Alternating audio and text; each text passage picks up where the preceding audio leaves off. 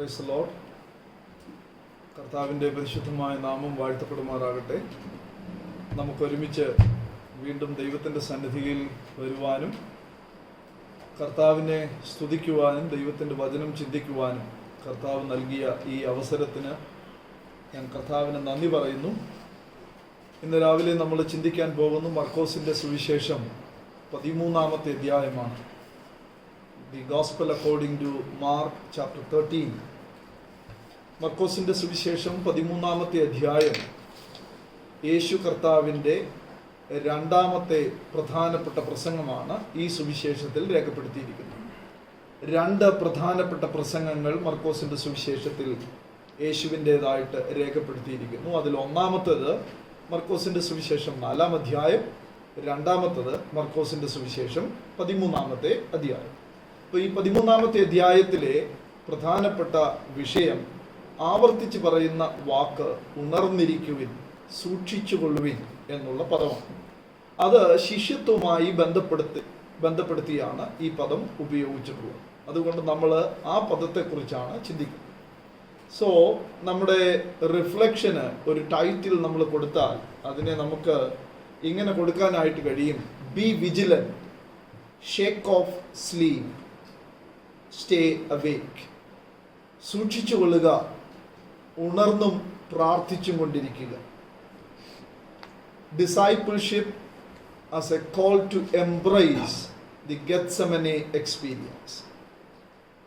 ഗെത്സമന അനുഭവം ജീവിതത്തിൽ അത് അനുഭവമാക്കുവാൻ വേണ്ടിയുള്ള ഒരു വിളിയാണ് ശിഷ്യത്വത്തിലേക്കുള്ള വിളി എന്നാണ് ഈ ഭാഗത്തിൻ്റെ പ്രധാനപ്പെട്ട ആശയം.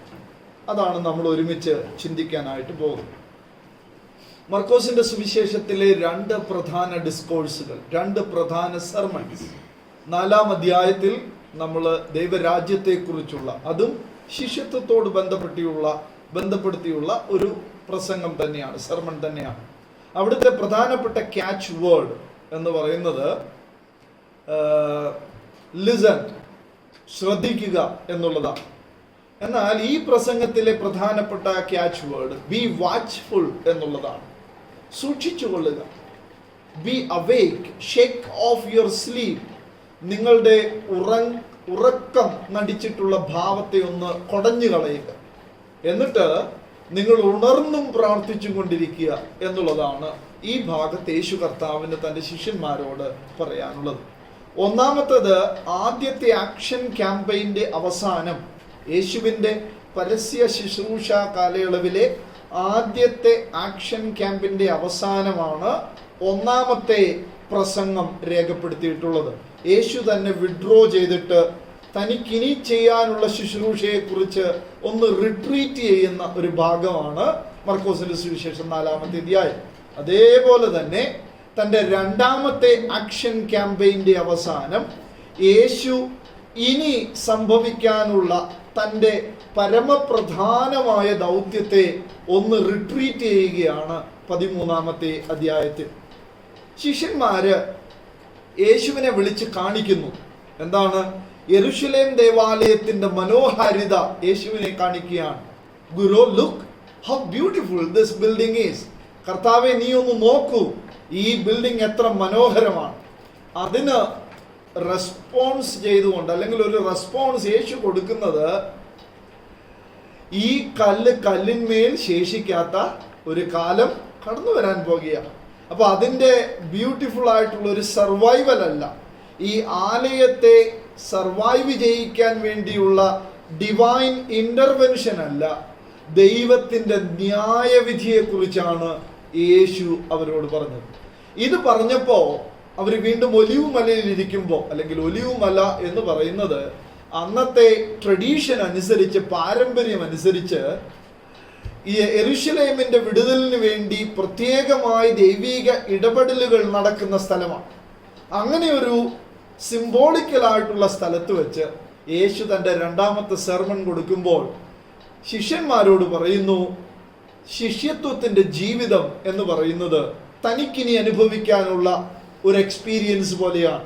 ആ എക്സ്പീരിയൻസ് എന്താണ്? താൻ ഗെത്സമനയിലേക്ക് കടന്നു പോകുകയാണ്. താൻ അനുഭവിച്ചതുപോലെയുള്ള ഒരു സ്ട്രഗിളിങ്, ഒരു കോൺഫ്ലിക്റ്റ് ശിഷ്യന്മാരുടെ ജീവിതത്തിലും ഉണ്ടാകും. അതാണ് യഥാർത്ഥ ലൈഫ് ഓഫ് ഡിസൈപ്പിൾഷിപ്പ്, ശിഷ്യത്വത്തിൻ്റെ ജീവിതം എന്ന് പറയുന്നത്. അതുകൊണ്ട് ശിഷ്യന്മാരോട് യേശു പറയുന്നു, ആലയത്തെക്കുറിച്ചോ യെരുശലേമിനെ കുറിച്ചോ ഉള്ള അവകാശവാദങ്ങളിലും ക്ലെയിംസിലും നിങ്ങൾ അല്യൂർ ചെയ്യപ്പെട്ടു പോകാതെ ശിഷ്യത്വത്തിൻ്റെ ജീവിതം വാസ്തവമായും ഒരു ഗത്സമന എക്സ്പീരിയൻസ് ആയി നിങ്ങൾ എംബ്രേസ് ചെയ്യണമെന്നാണ് യേശു പറഞ്ഞതിൻ്റെ പിന്നിലെ പൊരുൾ. ശിഷ്യന്മാർ അതുകൊണ്ട് യേശുവിനോട് ചോദിക്കുന്നു, ഗുരു, ഇത് എപ്പോൾ സംഭവിക്കും? ഇങ്ങനെയൊക്കെ സംഭവിക്കുന്നതിൻ്റെ അടയാളങ്ങൾ എന്താ? 2 ചോദ്യങ്ങളുടെ ഉത്തരമായിട്ടാണ് യേശു ഈ പ്രസംഗം അല്ലെങ്കിൽ ഇവരെ ശിഷ്യത്വത്തെക്കുറിച്ച് പഠിപ്പിക്കുന്നത്. 2 ചോദ്യങ്ങളുടെ ഉത്തരമാണ്. ഒന്ന്, when this is going to happen, what are the signs? ഈ സംഭവിക്കാൻ പോകുന്നതിൻ്റെ അടയാളങ്ങൾ എന്താണ്? എപ്പോഴാണ് ഇത് സംഭവിക്കുന്നത്? ശിഷ്യന്മാർ യേശുവിനെ വിളിച്ചു പറഞ്ഞു, ഗുരു, see how beautiful this building is. പക്ഷെ യേശു അവരോട് പറയുന്നു അതേ വാക്ക് തന്നെ ഉപയോഗിച്ച്, see, be watchful, നിങ്ങൾ ശ്രദ്ധിച്ചു നോക്കുക. അപ്പൊ യേശു കാണാൻ വേണ്ടി ശിഷ്യന്മാർ യേശുവിനെ ക്ഷണിക്കുമ്പോൾ യേശു ശിഷ്യന്മാർ വാസ്തവത്തിൽ കാണേണ്ടത് എന്താണെന്ന് അവർക്ക് ഉപദേശിച്ചു കൊടുക്കുകയാണ്. യേശുവിനോട് കാണാൻ പറയുന്നത് ആലയം, അതിൻ്റെ മനോഹാരിത, അതിലെ കല്ലുകൾ, ഇതിൻ്റെ ബ്യൂട്ടിയാണ് യേശുവിനെ കാണാൻ വേണ്ടി ക്ഷണിക്കുന്നത്. പക്ഷെ യേശു കാണാൻ വേണ്ടി ഇവരെ ക്ഷണിക്കുന്നത് ഈ ലോകത്ത് സംഭവിക്കുന്ന അടയാളങ്ങളെക്കുറിച്ച്, സംഭവ വികാസങ്ങളുടെ നടുവിൽ, പ്രഷേഴ്സിന്റെ നടുവിൽ, കോൺഫ്ലിക്ട്സിന്റെ നടുവിൽ ദൈവത്തിൻ്റെ മക്കൾ ശിഷ്യന്മാരുടെ ജീവിതം എങ്ങനെ ചെയ്യണം എന്നുള്ളത് നിങ്ങൾ കാണാൻ വേണ്ടിയാണ് യേശു ശിഷ്യന്മാരെ ക്ഷണിക്കുന്നത്. അതായത് അടയാളങ്ങൾ മാത്രം അന്വേഷിക്കുന്ന ഒരു തലമുറയ്ക്ക് അവരുടെ വിശ്വാസത്തിൽ ക്ഷീണം സംഭവിക്കുകയാണ്, അല്ലെങ്കിൽ വിശ്വാസത്തിന് ഉലച്ചിൽ സംഭവിക്കുകയാണ്. അങ്ങനെ വിശ്വാസത്തിന് ഉലച്ചിൽ സംഭവിക്കുന്ന ഒരു സമൂഹത്തോടാണ് യേശു പറയുന്നത്, B vigilant, B watchful, shake off your sleep, stay അവേക്ക്. This is the life of discipleship. ഈ സമൂഹത്തിന്, മർക്കോസിന്റെ സമൂഹത്തിന് അവര് വളരെ ആകുല ചിന്തയിലായിരിക്കുന്ന ഒരു സന്ദർഭത്തിലാണ് യേശു ഈ പ്രസംഗം പറയുന്നത്. അതുകൊണ്ട് നമുക്ക് മനസ്സിലാക്കാനുള്ളത് the context in which Jesus is giving this sermon. യേശു ഈ സെർമൺ കൊടുക്കുന്ന കോണ്ടെക്സ്റ്റ് അല്ലെങ്കിൽ യേശുവിൻ്റെ ഈ പ്രസംഗം വായിക്കുന്ന ഒരു സന്ദർഭം, മർക്കോസിന്റെ സുവിശേഷത്തിലെ ഈ സന്ദർഭം എന്ന് പറയുന്നത് യഹൂദന്മാരും റോമാക്കാരും തമ്മിൽ യുദ്ധം നടക്കാൻ പോകുന്ന ഒരു സന്ദർഭം, അല്ലെങ്കിൽ യുദ്ധം നടന്നുകൊണ്ടിരിക്കുന്ന ഒരു സന്ദർഭമാണ്. യേശുവിൻ്റെ ജീവിതകാലത്ത് തൻ്റെ ക്രൂശീകരണം നടക്കാൻ പോകുന്ന ഒരു സന്ദർഭം. Next event is the Gethsemane experience of Jesus, where Jesus is praying even to God. ദൈവത്തോട് പ്രാർത്ഥിക്കുന്നു, കഴിയുമെങ്കിൽ ഈ പാനപാത്രം നീക്കണമേ. എന്നാൽ ഇമ്മീഡിയറ്റ്ലി യേശു പ്രാർത്ഥിക്കുന്നു, എൻ്റെ ഹിതമല്ല നിന്റെ ഹിതം. അതുപോലൊരു സന്ദർഭം ശിഷ്യന്മാരുടെ ജീവിതത്തിൽ ഇപ്പോൾ വന്നിരിക്കുകയാണ്. ആ സന്ദർഭത്തെക്കുറിച്ചാണ് യേശു ഈ പ്രസംഗത്തിലൂടെ പറയുന്നത്. How to handle and respond to these pressures that they face in their situation. നമ്മുടെ കാലഘട്ടത്തിൽ നാം അഭിമുഖീകരിക്കുന്ന പ്രഷേഴ്സിനെ നമുക്ക് എങ്ങനെ ഫേസ് ചെയ്യാൻ കഴിയും എന്നാണ് യേശു ഇവിടെ പറഞ്ഞു കൊടുക്കുന്നതിൻ്റെ സാരാംശം അല്ലെങ്കിൽ അതിൻ്റെ ഉള്ളടക്കം എന്ന് പറയുന്നത്. യേശു ഇവിടെ പറയുമ്പോൾ ഒന്നാമത്തെ ഭാഗം ബി വാച്ച്ഫുൾ എന്നതിനെ കുറിച്ച് പറയുകയാണ്. കാരണം അവര് ഉണർന്നിരിക്കേണ്ട ആവശ്യകത, അനേകര് ഇവരെ തെറ്റിച്ചു കളയാനായിട്ട് എഴുന്നേൽക്കുന്ന ഒരു സന്ദർഭമായതുകൊണ്ട് you need to be vigilant. നമുക്ക് ഇന്ന് സംഭവിച്ചു കൊണ്ടിരിക്കുന്നത് പോലെ മർക്കോസിന്റെ കാലഘട്ടത്തിലും വളരെ വിജിലന്റ് ആയിരിക്കേണ്ട, സൂക്ഷിക്കേണ്ട, ഉണർന്നിരിക്കേണ്ട ഒരു കാലഘട്ടമായിരുന്നു. ഇന്നെന്താണ് സംഭവം? ആളുകൾ ഒരു അപ്പോക്കാലിപ്റ്റിക് മൂഡിലേക്ക് പോയിട്ടുണ്ട്.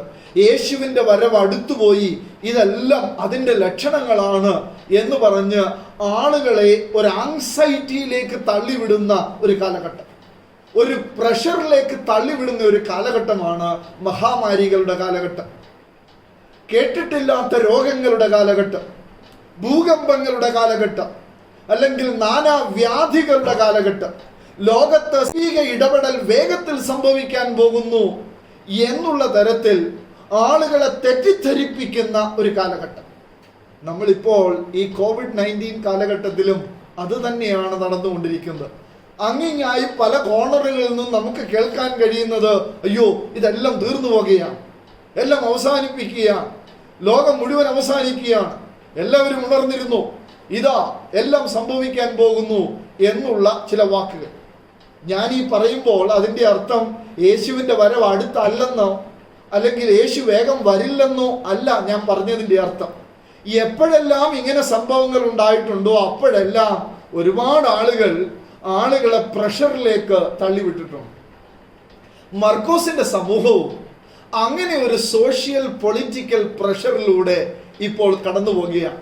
അവിടെയാണ് യേശു പറയുന്നത്, B vigilant, shake off your sleep, B അവേക്ക്, B watchful എന്ന് യേശു പറയുന്ന ഈ പ്രസംഗം ഈ ഒരു കാലഘട്ടത്തിലാണ്. അതുകൊണ്ട് ഞാൻ വിചാരിക്കുന്നു നമ്മുടെ ഈ മഹാമാരിയുടെ കാലഘട്ടത്തിലും നാം വളരെയധികം വിചിന്തനം ചെയ്യേണ്ട ഒരു പ്രസംഗം തന്നെയാണ് യേശു ക്രിസ്തുവിൻ്റെ ഈ പ്രസംഗം, മർക്കോസ് രേഖപ്പെടുത്തിയിരിക്കുന്ന ഈ പ്രസംഗം. എപ്പോഴെല്ലാം മഹാമാരികൾ ഉണ്ടായിട്ടുണ്ടോ അപ്പോഴെല്ലാം ഇങ്ങനെയുള്ള പ്രസംഗങ്ങൾ ഒരുപാട് ലോകത്ത് നടന്നിട്ടുണ്ട്.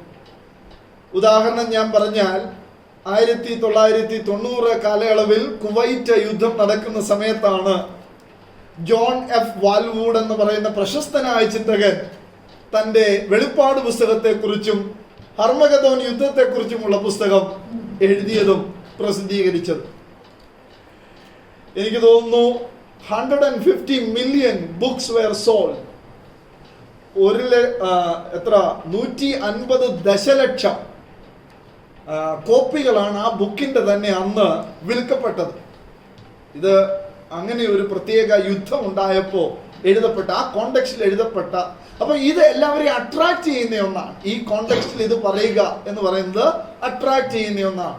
അല്ലെങ്കിൽ നമ്മുടെ ഈ കാലഘട്ടത്തിൽ പറഞ്ഞാൽ റെവലേഷനിലെ അടയാളങ്ങളൊക്കെ, വെളിപ്പാട് പുസ്തകത്തിലെ അടയാളങ്ങളൊക്കെ നടക്കുന്നു എന്ന് പറഞ്ഞ് ഈ സംഭവങ്ങളോടൊക്കെ താതാത്മ്യം ചെയ്ത് പറഞ്ഞാൽ വളരെയധികം ആളുകളെ അത് അട്രാക്ട് ചെയ്യുന്ന ഒന്നായിട്ട് മാറുന്ന ഒരു സന്ദർഭമാണ്. ഞാൻ പറഞ്ഞതിനെ തെറ്റിദ്ധരിക്കരുത്. യേശു എളുപ്പം വരില്ലെന്നോ അടയാളങ്ങളൊന്നും യേശുവിൻ്റെ വരവിൻ്റെ അടയാളങ്ങൾ അല്ലെന്നോ അല്ല ഞാൻ പറയുന്നതിൻ്റെ അർത്ഥം. ആളുകളെ ആങ്സൈറ്റിയിലേക്ക്, ഒരു സോഷ്യൽ പ്രഷറിലേക്ക് തള്ളിവിടുന്ന ഒരു സന്ദർഭം. അവിടെയാണ് ശിഷ്യത്വ ജീവിതത്തെക്കുറിച്ച് ഞാനും നിങ്ങളും വളരെയധികം ചിന്തിക്കേണ്ടത്. അത് ഈ യേശുവിൻ്റെ പ്രസംഗത്തിൽ പറയുകയാണ്. എന്താണ് ശിഷ്യത്വ ജീവിതം ഗെത്സമനെ എക്സ്പീരിയൻസ് ആണ് എന്ന് പറയാനുള്ള കാരണം എന്താ? 3 പ്രധാന സംഭവങ്ങൾ, പ്രധാന സൂചികകളിലൂടെ ആ ഭാഗം വിശദീകരിക്കാനാണ് എനിക്ക് ദൈവത്തിൻ്റെ ആത്മാവിൽ നിയോഗമുള്ളത്. ആ കാര്യം നമുക്കൊരുമിച്ച് ചിന്തിക്കാനായിട്ട് ഇടവരട്ടെ. Number 1, discipleship. എന്തുകൊണ്ട് നമ്മൾ വിജിലന്റ് ആകണം? നമ്മൾ ഉറക്കം വെടിയണം, ഉണർന്നിരിക്കണം, ജാഗരൂകരാകണം.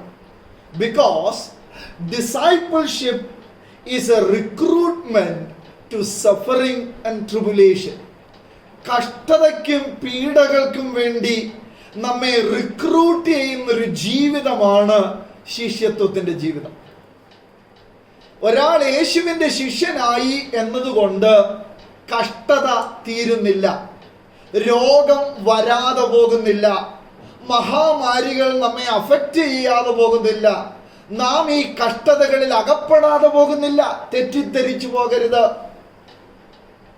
ശിഷ്യത്വത്തിൻ്റെ ജീവിതം എല്ലാം ഉള്ള സുഖകരമായ ഒരു ജീവിതമല്ല, രോഗങ്ങളില്ലാത്ത ഒരു ജീവിതമല്ല, കഷ്ടതയില്ലാത്ത ഒരു ജീവിതമല്ല, പ്രതികൂലമില്ലാത്ത ഒരു ജീവിതമല്ല. rather it is a recruitment to suffering and tribulation. കർത്താവ് നമ്മെ വിളിക്കുമ്പോൾ കഷ്ടതയിലേക്കുള്ള ഒരു വിളിയാണ്, ട്രിബുലേഷനിലേക്കുള്ള ഒരു വിളിയാണ്.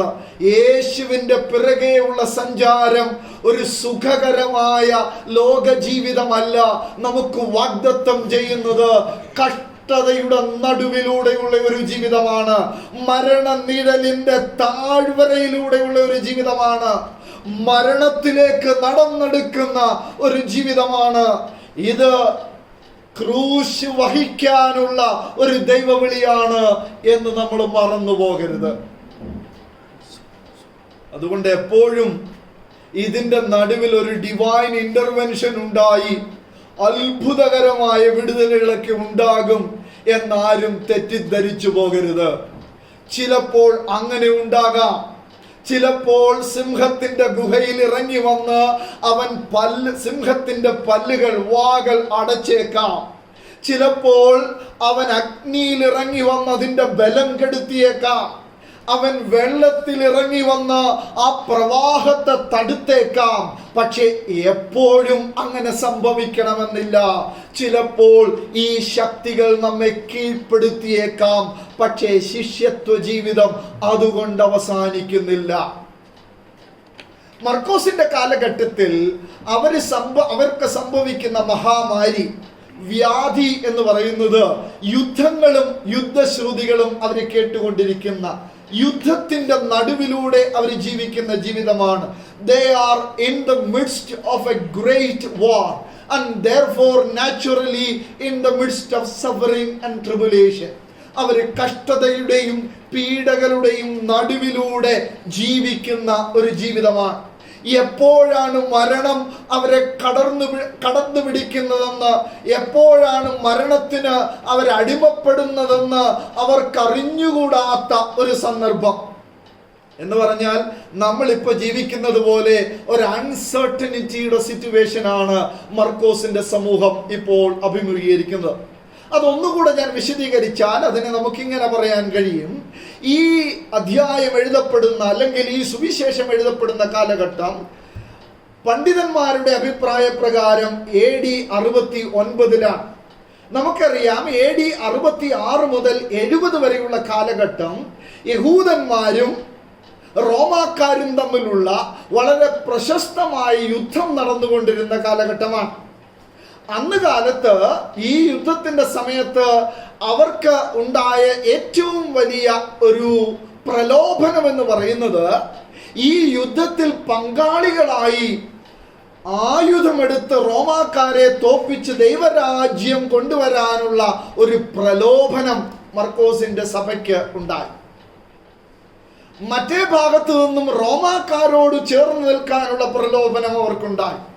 ഇതിന്റെ രണ്ടിന്റെയും കൂടെ നടുവിലാണ്. They are tossed between the Roman imperial pressures and the cultural nationalistic pressures of Siletism, Judaism.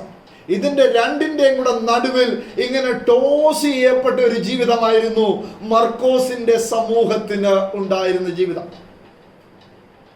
നമുക്കറിയാം, നീറോ ചക്രവർത്തി റോമ നാട് വാഴുന്ന സമയം നീറോ ക്രൂരനായ ഒരു ഭരണാധികാരിയായിരുന്നു. യേശുവിന്റെ ശിഷ്യന്മാരെ തെരഞ്ഞുപിടിച്ച് പീഡിപ്പിച്ചുകൊണ്ടിരുന്ന, അനേക രക്തസാക്ഷികൾ ഉളവായിക്കൊണ്ടിരുന്ന ഒരു കാലഘട്ടം, ക്രിസ്ത്യാനികൾക്ക് പീഡകൾ നേരിടേണ്ടി വന്നിരുന്ന ഒരു കാലഘട്ടം, സോഷ്യൽ അബ്യൂസ് നേരിടേണ്ടി വന്നിരുന്ന ഒരു കാലഘട്ടം. ഈ കാലഘട്ടത്തിലാണ് യഹൂദന്മാരും റോമാക്കാരും തമ്മിൽ യുദ്ധം ഉണ്ടാകുന്നത്. യുദ്ധത്തിൽ ആദ്യമൊക്കെ ഗലീലിയും പെരയായും സൗത്ത് ജുദിയായും ഒക്കെ പിടിക്കപ്പെട്ടു. ഇനി പിടിക്കപ്പെടാനുള്ളത് യെരൂശലേം ദേവാലയം നിൽക്കുന്ന സ്ഥലമാണ്. പക്ഷേ അതിൻ്റെ മധ്യേ വളരെ അത്ഭുതമെന്നോണം നീറോ 68 സൂയിസൈഡ് ചെയ്തു. നീറോ ചക്രവർത്തി ആത്മഹത്യ ചെയ്തു. AD 68 തൻ്റെ കഴുത്തിലേക്ക്, തൊണ്ടയിലേക്ക് ഒരു വാൾ കുത്തിയിറക്കി നീറോ ചക്രവർത്തി ആത്മഹത്യ ചെയ്ത ഒരു കാലഘട്ടം. അപ്പോഴേക്ക് റോമൻ സൈന്യം അല്പം പിൻവാങ്ങി. അവിടുത്തെ എരിവുകാർക്ക്, ഗറില്ല യുദ്ധമുറക്കാർക്ക് ഇഷ്ടം പോലെ വിജയം നേടി. അത് പല ആൾക്കാരും അതിനെ വ്യാഖ്യാനം ചെയ്തത്, ഇതാ ദൈവം നമുക്ക് വേണ്ടി ഇടപെടുന്നു, എല്ലാം നഷ്ടപ്പെട്ടെങ്കിലും യെരൂശലേം നഷ്ടപ്പെടാതെ ദൈവത്തിന്റെ ഇടപെടൽ ഉണ്ടായിക്കൊണ്ടിരിക്കുന്നു. ഈ ഇന്റർവീൻ ചെയ്തതുകൊണ്ട് യഹൂദന്മാരെല്ലാവരും ഈ യുദ്ധത്തിൽ പങ്കുചേർന്ന് എന്ത് ചെയ്യണം? റോമാക്കാരെ തോൽപ്പിക്കണം. വാസ്തവത്തിൽ റോമൻ സൈന്യം പിൻവാങ്ങിയത്, വെസ്പേഷ്യന്റെ നേതൃത്വത്തിലുള്ള റോമൻ സൈന്യം പിൻവാങ്ങിയത് അന്ന് നീറോയുടെ മരണശേഷം റോമാ സാമ്രാജ്യത്തിൽ ആ ഒരു വർഷം കൊണ്ട് തന്നെ 4 പേര് അടുത്ത സിംഹാസനത്തിന് വേണ്ടി ഫൈറ്റ് ചെയ്യുകയാണ്. ആ ഫൈറ്റിലേക്ക് ഇതാ വെസ്പേഷ്യൻ, ഇവിടുത്തെ യുദ്ധം നയിച്ചുകൊണ്ടിരുന്ന കമാൻഡർ കൂടെ റോമിലേക്ക് ചെന്ന് ഈ യുദ്ധത്തിന് വേണ്ടി പങ്കുചേരുകയാണ്, അല്ലെങ്കിൽ സിംഹാസനത്തിന് വേണ്ടി കടിപിടി കൂടുകയാണ്. സിംഹാസനം ഇനി ആർക്ക് അധികാരം കിട്ടും? അപ്പോ ഇവിടുത്തെ എരിവുകാര് സീലറ്റ്സ് വിചാരിച്ചു ഇത് ദൈവത്തിന്റെ ഇടപെടൽ തന്നെയാണ്. കണ്ടോ, റോമാ ചക്രവർത്തി മരിച്ചത് കണ്ടോ, അവൻ ആത്മഹത്യ ചെയ്തത് കണ്ടോ, ഇത് ദൈവത്തിന്റെ ഇടപെടലല്ലാതെ മറ്റെന്താണ് എന്ന് അവർ വ്യാഖ്യാനിക്കാൻ തുടങ്ങി. അതുകൊണ്ട് മർക്കോസിന്റെ സഭയിലെ ഒത്തിരി ആളുകൾക്ക് ഒരു പ്രലോഭനം ഉണ്ടായി. എന്താണ് പ്രലോഭനം? അവർക്കുണ്ടായ പ്രലോഭനം, ഈ എരിവുകാരുടെ കൂടെ യുദ്ധത്തിൽ പങ്കുചേർന്നാൽ ദൈവത്തിന്റെ കൈ ഞങ്ങളോടുകൂടെയുണ്ട്, റോമാ സാമ്രാജ്യത്തെ നമുക്ക് അവസാനിപ്പിച്ച് ഇവിടെ ദൈവരാജ്യം കൊണ്ടുവരാം, ഇതത്രേ ദൈവം ഉദ്ദേശിച്ച മൊമെന്റ് എന്ന് ചിലരൊക്കെ വിശ്വസിച്ചു.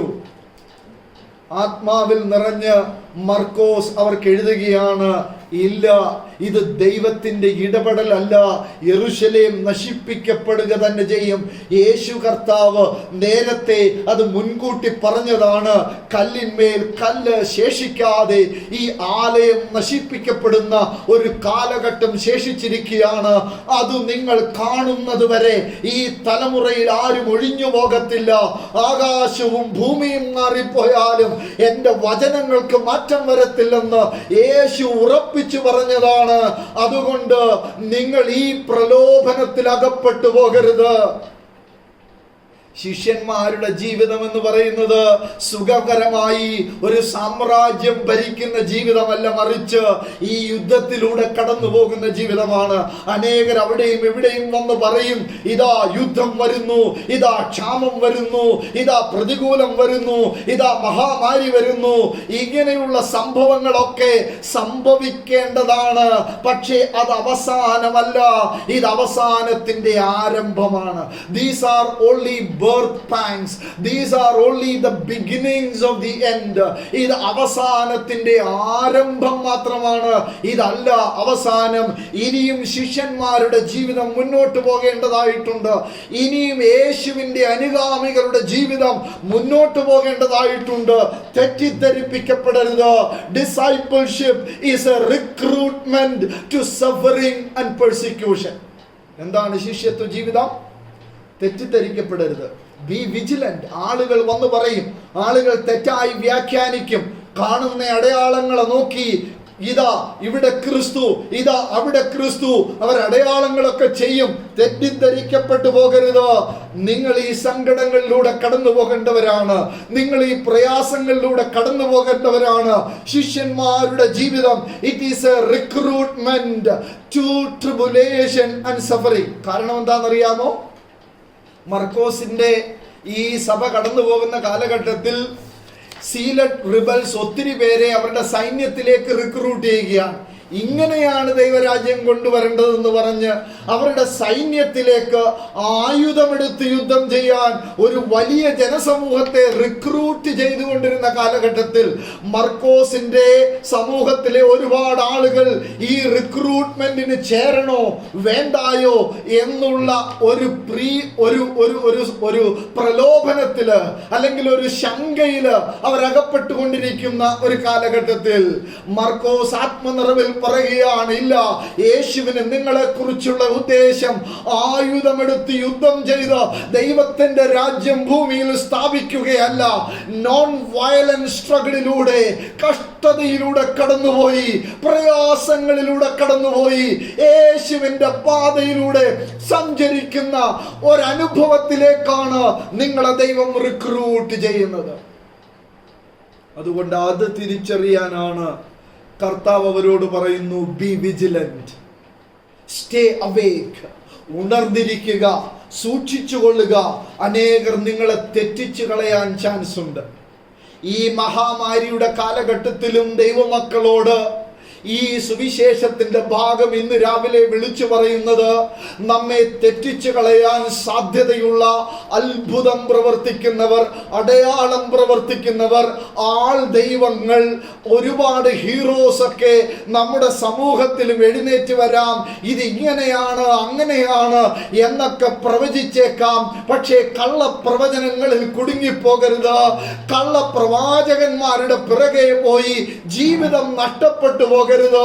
നമ്മെ കുറിച്ചുള്ള ദൈവത്തിന്റെ വിളി, ഡിട്രീച്ച് ബോൺഹോഫർ പറയുന്നത് പോലെ, when Christ calls a man, he bids him come and die. അവൻ അവരെ മരണത്തിലേക്ക് തന്നെയാ വിളിക്കുന്നത്, കഷ്ടതയിലേക്ക് തന്നെയാ വിളിക്കുന്നത്, പ്രതികൂലത്തിലേക്കാ ദൈവത്തിന്റെ വിളി. ശിഷ്യന്മാരുടെ ജീവിതം പ്രതികൂലമില്ലാത്ത അവസ്ഥയല്ല, കഷ്ടതയില്ലാത്ത അവസ്ഥയല്ല. ആളുകൾ നമ്മെ തെറ്റിച്ചു കളയരുത്. Be watchful, be vigilant, stay awake, because it is a call to Gethsemane experience. എന്താണ് ഗെത്സമനിയിൽ യേശു എക്സ്പീരിയൻസ് ചെയ്തത്? അവൻ പ്രാണവേദനയിലായി. അടുത്ത നിമിഷം എന്തും സംഭവിക്കാം, അടുത്ത നിമിഷം മരണം സംഭവിക്കാം, അടുത്ത നിമിഷം ക്രൂശീകരണം സംഭവിക്കാം. അതാണ് ദൈവത്തിന്റെ ഹിതം. പക്ഷേ അതിൽ നിന്ന് ഒഴിഞ്ഞു പോകാനുള്ള ഒരുപാട് പ്രലോഭനങ്ങൾ, നമ്മുടെ ശക്തി ഉപയോഗിക്കാനുള്ള, നമ്മുടെ സ്വാധീനം ഉപയോഗിക്കാനുള്ള ഒരുപാട് പ്രലോഭനങ്ങൾ വന്നേക്കാം. പക്ഷേ അതിന്റെ നടുവിൽ ദൈവത്തിന്റെ ഹിതം തിരിച്ചറിയാനാണ് ശിഷ്യന്മാർക്കുള്ള ദൈവത്തിന്റെ വിളി. 7 മുതൽ മർക്കോസിന്റെ സുവിശേഷം 13-ാം അധ്യായം 5 മുതൽ അതാണ് നമ്മൾ വായിക്കുന്നത്. ഞാനാകുന്നു എന്ന് പറഞ്ഞുകൊണ്ട് അനേകർ എൻ്റെ പേരെടുത്ത് വന്ന് പലരെയും തെറ്റിക്കും. ജാതി ജാതിയോട് എതിർക്കും, രാജ്യം രാജ്യത്തോട് എതിർക്കും. യുദ്ധങ്ങൾ ഉണ്ടാകും, ഭൂകമ്പങ്ങൾ ഉണ്ടാകും, ക്ഷാമങ്ങൾ ഉണ്ടാകും. ഇന്ന് വരെ കേട്ടിട്ടില്ലാത്ത മഹാവ്യാധികൾ, മഹാമാരികൾ ഈ ലോകത്ത് സംഭവിക്കും. പക്ഷേ ഇത് അല്ല അവസാനം, ഇത് അവസാനത്തിന്റെ ആരംഭമാണ്. ദൈവത്തിന്റെ മക്കൾ തെറ്റിപ്പോകരുത്. ദൈവത്തിന്റെ മക്കൾ സൂക്ഷിക്കണം, വിജിലന്റ് ആകണം. ഈ മഹാമാരികളൊക്കെ ലോകത്ത് സംഭവിക്കേണ്ടതാണ്. അത് കോവിഡ്-19 കൊണ്ട് തീരുമെന്ന് ആരും വിചാരിക്കരുത്. ഒരുപക്ഷെ ഇതിനേക്കാൾ മാരകമായ വൈറസുകൾ ഈ ലോകത്തിൽ ഉണ്ടാകാനുള്ള സർവ്വസാധ്യതകളും ഇന്നത്തെ ഗവേഷകന്മാർ നമ്മെ വിളിച്ചറിയിച്ചു കൊണ്ടിരിക്കുകയാണ്. അതുകൊണ്ട് ആരും നമ്മെ തെറ്റിച്ചു കളയരുത്. ലോകത്ത് ഏതൊക്കെ വൈറസുകൾ ഉണ്ടായാലും, ഏതൊക്കെ മഹാമാരികൾ ഉണ്ടായാലും, ദൈവത്തിന്റെ മക്കൾക്ക് ഒരു കാര്യം അറിയാം: ഈ മഹാമാരികൾക്ക് അവസാനം തങ്ങളുടെ പ്രത്യാശയുടെ കാരണവും സ്രോതസ്സുമായ തങ്ങളുടെ അരുമനാഥൻ, അവനാണ് തങ്ങളെ ഇതിലേക്ക് റിക്രൂട്ട് ചെയ്തത്. ആ റിക്രൂട്ട് ചെയ്തവൻ അവരെ ചേർക്കാൻ വേണ്ടി ഇറങ്ങി വരും എന്നുള്ളതാണ് നമ്മുടെ പ്രത്യാശ. ശിഷ്യന്മാര് ചോദിച്ചു, when this is going to happen? യേശുവിന് അതിന് കൊടുത്ത ഉത്തരം, ഇത് ദൈവമല്ലാതെ സ്വർഗത്തിലെ ദൂതന്മാരോ ഈവൻ പുത്രൻ കൂടി അറിയുന്നില്ല, നാളും നാഴികയും അറിയുന്നില്ല. അതുകൊണ്ട് നിങ്ങൾ എന്ത് ചെയ്യണം? Be vigilant, be awake, stay awake. തെറ്റിപ്പോകാനുള്ള സാധ്യതയുണ്ട്. ദുരുപദേശങ്ങൾ നിങ്ങളെ പിടിക്കാനുള്ള സാധ്യതയുണ്ട്. അടയാളങ്ങളും അത്ഭുതങ്ങളും ചെയ്യുന്ന മെഗാ പ്രീച്ചേഴ്സും മെഗാ മിറക്കിൾ വർക്കേഴ്സും നിങ്ങളെ തെറ്റിച്ചു കളയാൻ സാധ്യതയുണ്ട്. ശിഷ്യത്വത്തിന്റെ ജീവിതം ഒരു മെഗാ കമ്മ്യൂണിറ്റിയുടെ ജീവിതമല്ല. ഇതൊരു ഹീറോയുടെ പിറകെയുള്ള ഫാൻ ക്ലബ് അല്ല. ശിഷ്യത്വത്തിന്റെ ജീവിതം ഒരു മൈനോറിറ്റി കമ്മ്യൂണിറ്റിയുടെ ജീവിതമാണ്. ഇതൊരു റെമനന്റിന്റെ ജീവിതമാണ്. ഇതൊരു ശേഷിപ്പിന്റെ ജീവിതമാണ്. ഇത് ലോകത്തിൽ ഒരു മെജോറിറ്റേറിയനിസത്തിന്റെ ജീവിതമല്ല. ഇതൊരു വേൾഡ് കൾച്ചറിന്റെ ജീവിതമല്ല. ആരും നിങ്ങളെ തെറ്റിക്കരുത്. ഉണർവെന്ന് പറഞ്ഞ്, അത്ഭുതമെന്ന് പറഞ്ഞ്, അടയാളമെന്ന് പറഞ്ഞ്, മഹാമാരികളെന്ന് പറഞ്ഞ്, യുദ്ധങ്ങളും യുദ്ധശ്രുതികളും എന്ന് പറഞ്ഞ് ആരും നിങ്ങളെ തെറ്റിദ്ധരിക്കരുത്. ആരും നിങ്ങളെ തെറ്റിദ്ധരിപ്പിക്കരുത്. ഇത് നിങ്ങളെ റിക്രൂട്ട് ചെയ്തവൻ നിങ്ങളെ റിക്രൂട്ട് ചെയ്തത് കഷ്ടതയിലേക്കാണ്. നിങ്ങളെ റിക്രൂട്ട് ചെയ്തവൻ നിങ്ങളെ റിക്രൂട്ട് ചെയ്തത് മുൾ നിറഞ്ഞ പാതയിലേക്കാണ്. നിങ്ങളെ റിക്രൂട്ട് ചെയ്ത അടിമത്തത്തിൽ നിന്ന് വിളിച്ചിറക്കിയവൻ നിങ്ങളെ വാഗ്ദത്തത്തിലേക്ക് കൊണ്ടുപോകുന്നതിന് മുമ്പ് നിങ്ങളെ മരുഭൂമിയിലൂടെയാണ് നടത്തുന്നത്. അവിടെ ക്ഷാമം ഉണ്ടായേക്കാം, അവിടെ ദാഹം ഉണ്ടായേക്കാം, അവിടെ വിശപ്പുണ്ടായേക്കാം, അവിടെ പട്ടിണി ഉണ്ടായേക്കാം. നീ ഞങ്ങളെ ഓർക്കുന്നില്ലയോ നാഥ എന്ന് കരഞ്ഞ് വിലപിക്കുന്ന അനുഭവങ്ങൾ ഉണ്ടായേക്കാം. ആ അനുഭവങ്ങളുടെ എല്ലാം നടുവിൽ അതിശയകരമായി ദൈവം നമ്മെ തന്റെ വാഗ്ദത്തങ്ങളിലേക്ക് വഴി നടത്തും എന്നുള്ളതാണ് ശിഷ്യന്മാരുടെ ജീവിതത്തിൽ ഏറ്റവും പ്രധാനമായിട്ടുള്ളത്. Therefore, discipleship is a recruitment not to the selectism of Jewish cultural nationalism. Rather, it is a recruitment to suffering and tribulation. കഷ്ടതയിലേക്കും പ്രതികൂലങ്ങളിലേക്കും ആകുലതകളിലേക്കും അനിശ്ചിതത്വത്തിലേക്കുമുള്ള ഒരു റിക്രൂട്ട്മെന്റ് തന്നെയാണ് ഈ റിക്രൂട്ട്മെന്റ് എന്ന് ദൈവത്തിന്റെ മക്കൾ തിരിച്ചറിയണം. പക്ഷെ ലോകം പോലെ നമ്മുടെ ജീവിതം അനിശ്ചിതത്വത്തിലല്ല. Ultimately there is a hope, there is a certainty, and the certainty is the one who has recruited us to this discipleship. ലോകത്ത് സെർട്ടനിറ്റി അവകാശപ്പെടാൻ ആർക്കെങ്കിലും കഴിയുമെങ്കിൽ അത് ഗവൺമെന്റുകൾക്കല്ല, സിസ്റ്റത്തിനല്ല, സയൻസിനല്ല, പ്രതിരോധ മാർഗങ്ങൾക്കല്ല. നമ്മെ ശിഷ്യത്വത്തിലേക്ക് വിളിച്ച, ശിഷ്യത്വത്തിലേക്ക് റിക്രൂട്ട് ചെയ്ത യേശുവിന് മാത്രമാണ് സെർട്ടനിറ്റി അവകാശപ്പെടാനുള്ളത്. അതുകൊണ്ട് നമുക്ക് പ്രത്യാശയ്ക്ക് വകയുണ്ട്. ലോകം അൺസർട്ടനിറ്റിയിലാണെങ്കിലും, ലോകം ട്രിബുലേഷനിലും കഷ്ടതയിലുമാണെങ്കിലും നമ്മെ റിക്രൂട്ട് ചെയ്തവൻ സർട്ടനാണ്, അവൻ ഷുവറാണ്, അവൻ വരുന്നവനാണ്, വീണ്ടും വരാം എന്നരുളി ചെയ്തവനാണ്. അതാണ് ഒന്നാമത്തെ വസ്തുത യേശു ശിഷ്യന്മാരോട് പറയുന്നത്. What is the second thing that Jesus is telling to his disciples in this particular sermon? യേശു പറയുന്നത് discipleship is a recruitment to become a faithful martyr. ശിഷ്യത്വം എന്ന് പറയുന്നത് ഒരു വിറ്റ്നസ് ആകാൻ, യേശുവിന്റെ സാക്ഷ്യമാകാനുള്ള ഒരു വിളിയാണ്. നമുക്കറിയാം മാർട്ടുസ്, വിറ്റ്നസ് എന്ന പദം, അതിൽ നിന്നാണ് ഇംഗ്ലീഷ് പദമായ മാർട്ടയർ എന്ന പദം ഉണ്ടായിട്ടുള്ളത്. നമ്മൾ ഇവിടെ വായിക്കുന്നത് 13-ാം അധ്യായത്തിൽ അതിന്റെ 9 മുതലുള്ള വാക്യങ്ങൾ. രണ്ടാമത് യേശു പറയുന്നു, എന്നാൽ നിങ്ങളെ തന്നെ സൂക്ഷിച്ചു കൊള്ളുവീൻ. അവർ നിങ്ങളെ ന്യായാധിപ സംഘങ്ങളിൽ ഏൽപ്പിക്കുകയും പള്ളികൾ വെച്ച് തല്ലുകയും എന്റെ നിമിത്തം നാടുവാഴികൾക്കും രാജാക്കന്മാർക്കും മുമ്പേ അവർക്ക് സാക്ഷ്യത്തിനായി നിർത്തുകയും ചെയ്യും. You will be delivered, handed over to become a witness, or just because you are a witness you will be handed over. നിങ്ങൾ യേശുവിന്റെ സാക്ഷികളായി ജീവിക്കുന്നത് കൊണ്ട് നിങ്ങൾ ഏൽപ്പിക്കപ്പെടും. എവിടെയൊക്കെയാണെന്നറിയാമോ? പള്ളികളിൽ ഏൽപ്പിക്കപ്പെടും, നാടുവാഴികളുടെ മുമ്പാകെ ഏൽപ്പിക്കപ്പെടും, ന്യായാധിപ സംഘങ്ങളുടെ മുമ്പാകെ ഏൽപ്പിക്കപ്പെടും. മർക്കോസിന്റെ സഭയുടെ കോണ്ടെക്സ്റ്റിൽ യെരുശലേമിലെ സിനഗോഗുകളും സൻഹദ്രിൻ സംഘങ്ങളും അവരെ ന്യായം വിധിക്കും. അവരുടെ മതകോടതികളും അവരുടെ ഗവർണറിന്റെ കോടതികളും അവരെ ന്യായം വിധിക്കും. ഒരുപക്ഷെ റോമിലെ കൈസരുടെ ന്യായാധിപ സംഘത്തിന് മുൻപാകെ അവർ നിൽക്കേണ്ടി വരും. പക്ഷേ നിങ്ങൾ ആശങ്കപ്പെടേണ്ട കാര്യമില്ല.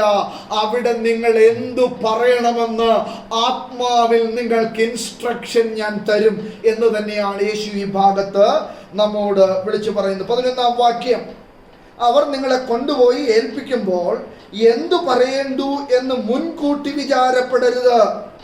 ആ നാഴികയിൽ നിങ്ങൾക്ക് ലഭിക്കുന്നത് തന്നെ പറയുവീൻ.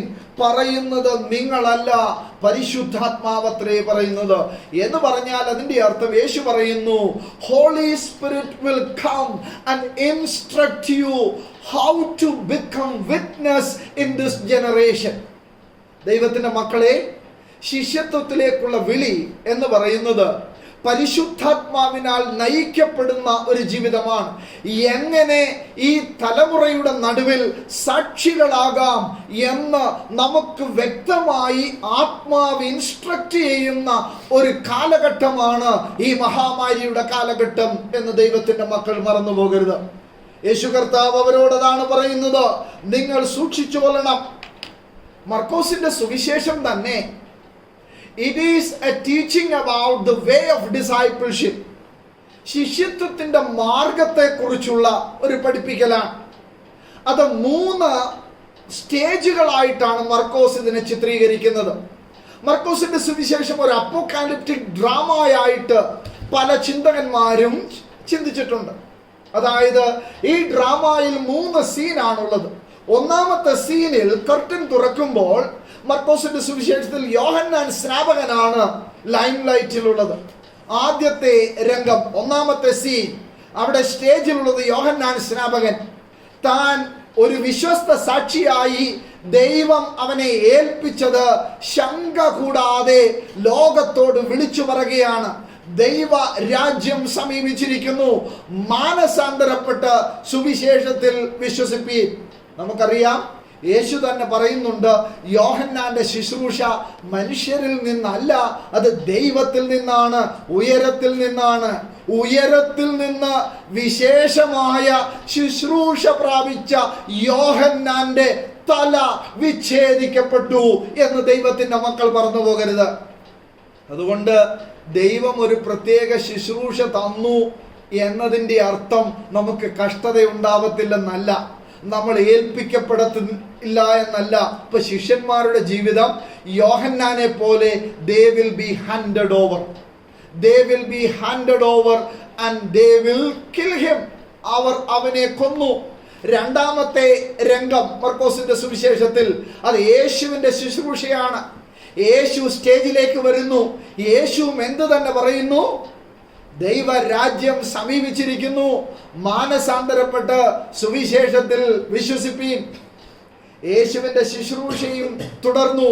14-ാം അധ്യായത്തിൽ നമ്മൾ വായിക്കുന്നു, Jesus also will be handed over. അത് യേശു 10-ാം അധ്യായത്തിൽ തന്നെ പറയുന്നു. 8-ാം അധ്യായം, 9-ാം അധ്യായം, 10-ാം അധ്യായം 3 ഭാഗത്ത് യേശു പ്രഡിക്റ്റ് ചെയ്യുകയാണ്, the son of man will be handed over. മനുഷ്യപുത്രൻ ഏൽപ്പിക്കപ്പെടും. അപ്പൊ ശിഷ്യത്വത്തിലേക്കുള്ള വിളി എന്ന് പറയുന്നത് ദൈവം തന്ന ശുശ്രൂഷ, അത് ഒരു വിശ്വസ്ത സാക്ഷിയായി ഈ ലോകത്തിൽ നിവർത്തിച്ചതിന് ശേഷം ഏൽപ്പിക്കപ്പെട്ടു കൊടുക്കാനുള്ള ഒരു വിളിയാണ് ശിഷ്യത്വത്തിലേക്കുള്ള വിളി. ഒരുപക്ഷെ അത്ഭുതപൂർണമായി അല്ലെങ്കിൽ വളരെ അതിശയം ജനിപ്പിക്കുന്ന രീതിയിൽ ദൈവത്തിന്റെ ഇന്റർവെൻഷൻ നമ്മുടെ ജീവിതത്തിൽ ഉണ്ടാകണമെന്നില്ല.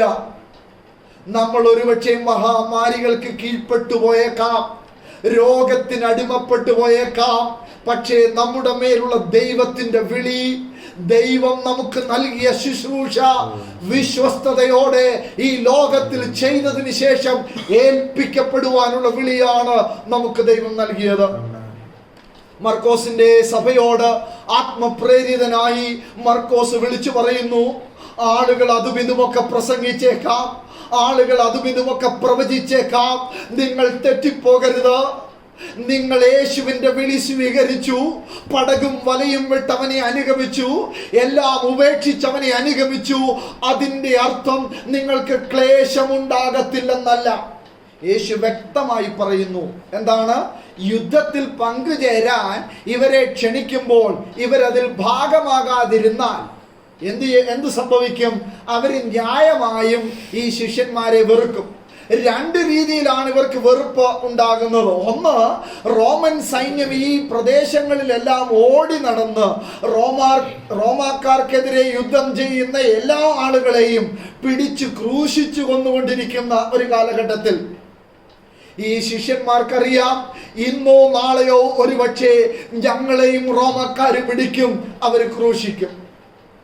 അതുമാത്രമല്ല, റോമാക്കാർക്കെതിരെ ഗറില്ല യുദ്ധമുറകളിലൂടെ യുദ്ധം ചെയ്തിരുന്ന സീലറ്റ്സ്, എരിവുകാർ, ഇവരവരോട് ചേരാതിരുന്നാൽ അല്ലെങ്കിൽ ഇവരുടെ യുദ്ധത്തിൽ ഇവർ പങ്കെടുക്കാതിരുന്നാൽ ഇവര് റോമാക്കാരുടെ സൈഡിലാണെന്നും പറഞ്ഞ് ഇവരെ പിടിച്ച് കൊന്നുകളഞ്ഞുകൊണ്ടിരുന്ന ഒരു കാലഘട്ടം.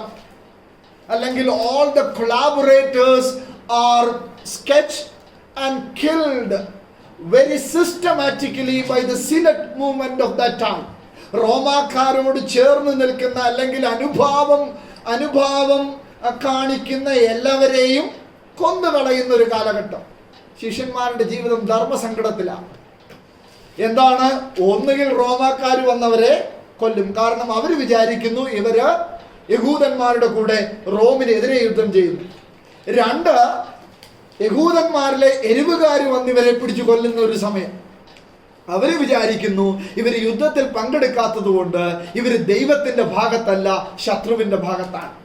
അങ്ങനെ രണ്ട് രീതിയിലും കഷ്ടം അനുഭവിക്കുന്നു. അതുകൊണ്ട് യേശു പറയുകയാണ്, എന്റെ നിമിത്തം അവർ നിങ്ങളെ ഉപദ്രവിക്കും, എന്റെ നിമിത്തം അവർ നിങ്ങളെ നാടുവാഴികൾക്ക് സമർപ്പിക്കും, എന്റെ നിമിത്തം അവർ നിങ്ങളെ കൊന്നുകളയും. എന്താണ്? സഹോദരൻ സഹോദരനെ ഏൽപ്പിക്കും, രാജ്യം രാജ്യങ്ങളോട് എതിർക്കും, ഒരു കുടുംബത്തിൽ തന്നെയുള്ളവർ ഛിദ്രിക്കപ്പെടും. യേശു പറഞ്ഞതുപോലെ വീട്ടിലുള്ളവർ തന്നെ അവർക്ക് എതിരായി വരുന്ന ഒരു സന്ദർഭം. യേശുവിന്റെ അനുഭവം അത് തന്നെയല്ലായിരുന്നോ? അവന്റെ ആളുകൾ തന്നെ അവനെ ക്രൂശിക്കാൻ വിട്ടുകൊടുത്തു. ശിഷ്യന്മാരുടെ അനുഭവം മറ്റൊന്നു തന്നെ അല്ല. എന്താണ് യേശുവിനുണ്ടായ അനുഭവം? യോഹന്നാൻ സ്നാപകനുണ്ടായ അനുഭവം അത് തന്നെയാണ് ശിഷ്യന്മാർക്കും വെച്ചിരിക്കുന്നത്. യോഹന്നാൻ ഒരു വിശ്വസ്ത സാക്ഷിയായി ആത്മനിറവിൽ ശുശ്രൂഷിച്ചതുപോലെ യേശു ദൈവത്തിന്റെ ദൗത്യം വിശ്വസ്തനായി ആത്മനിറവിൽ ചെയ്തതുപോലെ എല്ലാ ശിഷ്യന്മാരും ആത്മനിറവിൽ അവരെ ഏൽപ്പിച്ചിരിക്കുന്ന ദൗത്യം ഈ ലോകത്ത് നിവർത്തിക്കാൻ വേണ്ടിയാണ് ദൈവം അവരെ ശിഷ്യന്മാരായി ചേർത്തത്. It is a call to witness, to become a faithful martyrs, a faithful martyr in this world. അതുകൊണ്ട് കർത്താവ് പറയുന്നു, ഇത് അവസാനമല്ല. രാജ്യത്തിന്റെ സുവിശേഷം ലോകം മുഴുവൻ പ്രസംഗിക്കപ്പെടും. നിങ്ങൾ പ്രസംഗിക്കാൻ വേണ്ടിയാണ് നിങ്ങളെ വിളിച്ചത്. പരിശുദ്ധാത്മാവ് നിങ്ങളെ ഇൻസ്ട്രക്ട് ചെയ്യും എങ്ങനെ പ്രസംഗിക്കണമെന്ന്. ദൈവത്തിന്റെ മക്കളെ, ഈ മഹാമാരിയുടെ കാലഘട്ടത്ത് നാം പ്രസംഗിച്ചു കൊണ്ടിരിക്കുന്ന ട്രഡീഷണൽ മോഡ്സ് എല്ലാം നിന്നുപോയി. കുറച്ചു നാളേക്കെങ്കിലും നമ്മുടെ സമൂഹമൊക്കെ ആശങ്കയിലായി എങ്ങനെ സുവിശേഷം പങ്കുവെക്കണം. ദൈവം നമുക്ക് വിവേചനത്തിന്റെ വരം തന്നില്ലേ?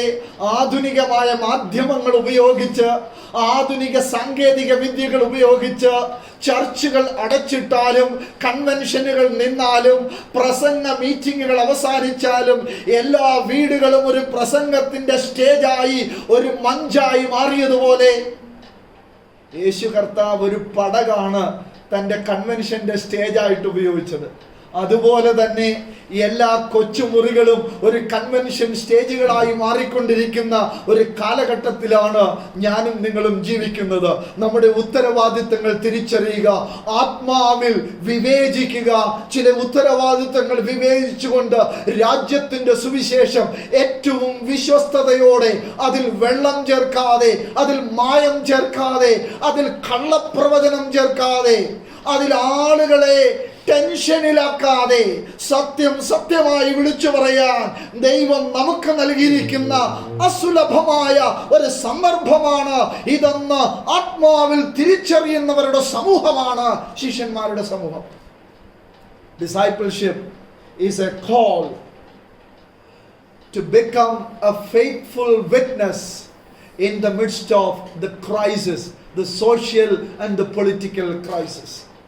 ഈ ലോകത്ത് സംഭവിച്ചുകൊണ്ടിരിക്കുന്ന സാമൂഹിക രാഷ്ട്രീയ അസ്ഥിരാവസ്ഥകളുടെ നടുവിൽ ദൈവരാജ്യത്തിന്റെ സുവിശേഷം, വിടുവിക്കുന്ന സുവിശേഷം, ലിബറേറ്റ് ചെയ്യുന്ന സുവിശേഷം ലോകത്തെ സമസ്ത ആളുകളുടെ അടുക്കലേക്കും എത്തിക്കാനുള്ള അസുലഭമായ സന്ദർഭമാണ് ദൈവത്തിന്റെ മക്കൾക്ക് വന്നിട്ടുള്ളതെന്ന് ആത്മാവിൽ തിരിച്ചറിഞ്ഞ് അത് ചെയ്യാനുള്ള ഒരു നിർദ്ദേശമാണ് കർത്താവ് ഈ കാലഘട്ടത്തിൽ നമുക്ക് തരുന്നത്.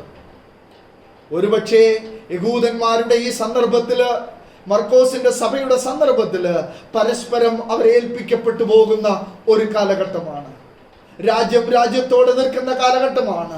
നമുക്കറിയാം, യേശു ശുശ്രൂഷ ചെയ്തതുകൊണ്ട് കഷ്ടത അവനുണ്ടായില്ല എന്നല്ല, പിശാച് അവനെ പരീക്ഷിച്ചില്ല എന്നല്ല. നമുക്കുണ്ടാകുന്ന സകല പരീക്ഷകളും യേശുവിനുണ്ടായി.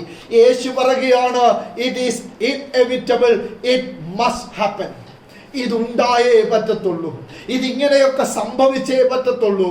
പക്ഷേ രാജ്യത്തിന്റെ സുവിശേഷവും വളരുക തന്നെ ചെയ്യും.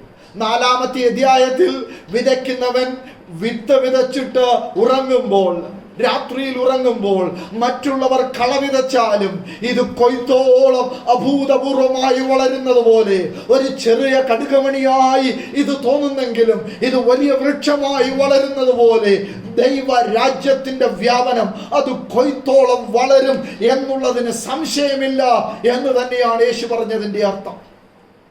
ഏത് പീഡകളിലൂടെ കടന്നുപോയാലും, ഏത് പ്രതിസന്ധികളിലൂടെ കടന്നുപോയാലും ദൈവ രാജ്യത്തിന്റെ സുവിശേഷം ലോകമെമ്പാടും പ്രസംഗിക്കപ്പെടും എന്നുള്ളത് ദൈവത്തിന്റെ പദ്ധതിയാണ്. അതിലേക്ക് ഒരു വിശ്വസ്തയായി ദൈവത്തിന്റെ പൈതലെ ദൈവം നിന്നെ വിളിച്ചിരിക്കുകയാണ്. അത് ഈ ദിവസങ്ങളിൽ തിരിച്ചറിഞ്ഞ് വിശ്വസ്ത സാക്ഷിയായി നിൽക്കാൻ ഉള്ള സമർപ്പണമാണ് ദൈവം നമുക്ക് നൽകുന്നത്. എന്നാൽ ഈ കാലഘട്ടത്തിൽ ദൈവം വാഗ്ദത്തങ്ങളില്ലാതെ അല്ല ഈ വിളി നമുക്ക് നൽകിയത്. യേശു പറയുന്നു, 2 തവണ ആവർത്തിച്ച് 5 മുതൽ 27 വരെയുള്ള വാക്യങ്ങളിൽ നാം ഇങ്ങനെ വായിക്കുന്നു, അവസാനത്തോളം സഹിച്ചു നിൽക്കുന്നവൻ രക്ഷിക്കപ്പെടും. ആ നാളുകൾ ചുരുങ്ങാതിരുന്നാലോ ഒരു ജഡവും രക്ഷപ്പെടുകയില്ല എന്നതിന് ശേഷം ഇമ്മീഡിയറ്റ് ആയിട്ട് താൻ പറയുന്നു, തന്റെ വൃതന്മാർ നിമിത്തമോ ആ നാളുകൾ ചുരുങ്ങിപ്പോകും. ദൈവത്തിന്റെ മക്കളെ, കഷ്ടതയിലേക്കാണ് ദൈവം നമ്മെ വിളിച്ചതെങ്കിലും യുദ്ധങ്ങളും ക്ഷാമങ്ങളും ഭൂകമ്പങ്ങളും മഹാമാരികളും ഉള്ളൊരു കാലഘട്ടത്തിലേക്കാണ് ദൈവം നമ്മളെ വിളിച്ചെങ്കിലും, പ്രതിസന്ധികളിലൂടെയാണ് നാം ഈ ശുശ്രൂഷ ചെയ്യേണ്ടതെങ്കിലും ദൈവത്തിന്റെ വാഗ്ദത്തങ്ങൾ അന്യപ്പെട്ടു പോയിട്ടില്ല.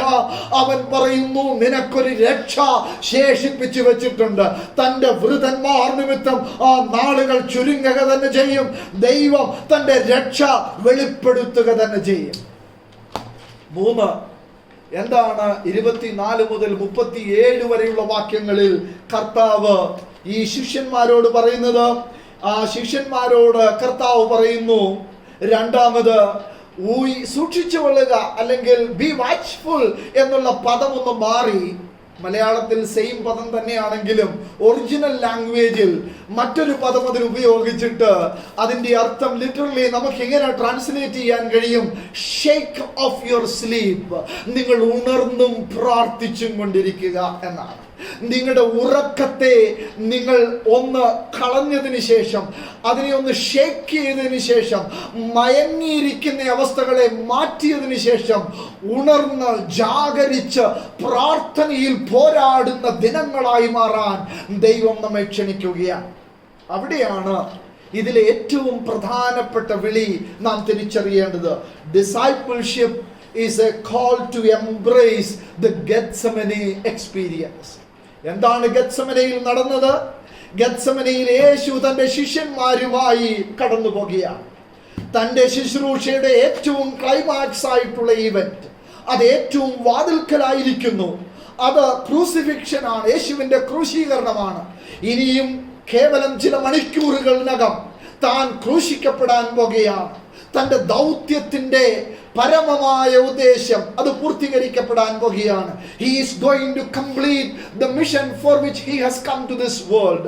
സകല മാനവജാതിയുടെയും രക്ഷയ്ക്ക് വേണ്ടി അവൻ ക്രൂശിതനാകാൻ പോകുന്ന സന്ദർഭം തന്റെ ശിഷ്യന്മാരെ കൂടെ വിളിച്ചിട്ട് താൻ സ്ഥിരമായി പോകാറുള്ള തോട്ടത്തിലേക്ക് പോയി അവരെ അവിടെ നിർത്തി.